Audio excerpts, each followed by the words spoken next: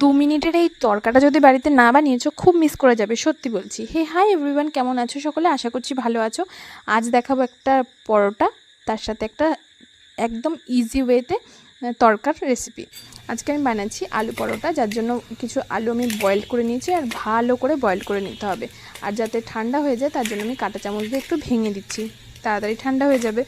যাই হোক, এদিকে ঠান্ডা হোক, আমি ওইদিকে একটু মশলা তৈরি করে নিই। মশলা বলতে এখানে জাস্ট একটুখানি পাঁচফোড়নটা হালকা একটু রোস্ট করে নেবে, একটু রং চড়লেই এটাকে নামিয়ে নেবে, খুব পুড়িয়ে ফেলবে না, তাহলেই হবে। তারপর ওটাকে গুঁড়ো করে নেবে। এদিকে আমি তেল দিয়ে দিলাম, তেল দেওয়ার পরে একটু পেঁয়াজ কুচি দিয়ে দিয়েছি, মশলার জন্য পেঁয়াজ কুচি। আর ওদিকে আমি আলুটার মধ্যে লবণটা হাত দিয়ে মেখে নিলাম, কারণ কি লবণ না হলে চারিদিকে লাগবে না।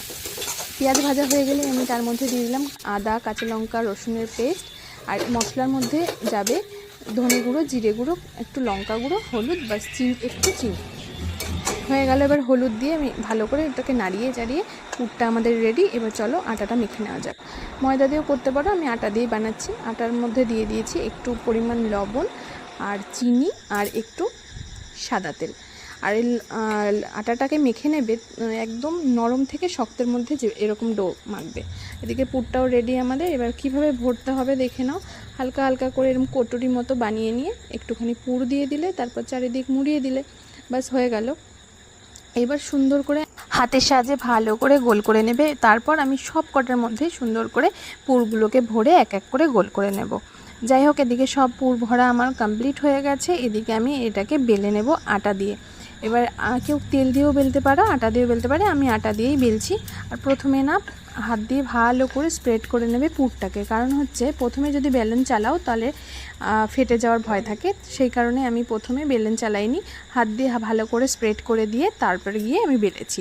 যাই হোক, এদিকে আমার বেলা কমপ্লিট হয়ে গেছে। এদিকে আমি চলে এলাম উনুনের কাছে। চলো, তাওয়াও আমাদের গরম হয়ে গেছে। আর এদিকে আমার একদিক ভাজা হয়ে গেছে। এবার একদিক ভাজা হলেই আমি উল্টে দিয়ে এবার আমি একটু দিয়ে দেব রিফাইন্ড অয়েল। ব্যাস, রিফাইন্ড অয়েল দিয়ে এবার আমি এটাকে সুন্দর করে একটু একটু যাতে ভালো করে আর কি ভেজে নেব। যাই হোক, এদিকে আমার ভাজা কমপ্লিট হয়ে গেছে। আর তোমরা কে কে রুটি, পরোটা এসব খেতে ভালোবাসো, করতে ভালোবাসো আমাকে জানিও। আমার তো ভাতের থেকেও মনে হয় রুটি, পরোটা এগুলো করতেই বেশি ভালো লাগে। আর আমি ভাত খুব একটাও একবেলা দিলেই আমার বেটার হয়, তাই আমি রুটি, লুচি, পরোটা এগুলোই বেশি ভালো করতে পারি। বাস, এটাও দেখো কি সুন্দর গুব্বারার মতো ফুলেছে। এবার হয়ে গেল এটাও আমার। এবার চলো তরকার রেসিপিটা তোমাদেরকে ঝটপট দেখিয়ে দেই। তরকাটা বানানোর জন্য আমি করব প্রথমে